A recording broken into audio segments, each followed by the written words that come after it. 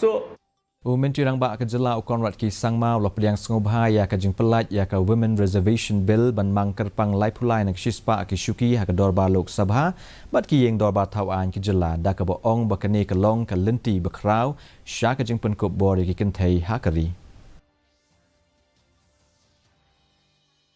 As a matrilineal state and as an individual who believes in women empowerment, I am very happy about the bill as an individual, and I welcome the bill. And I'm sure that this will lead to a very positive, strengthening and representation of women in the parliament and in the assemblies.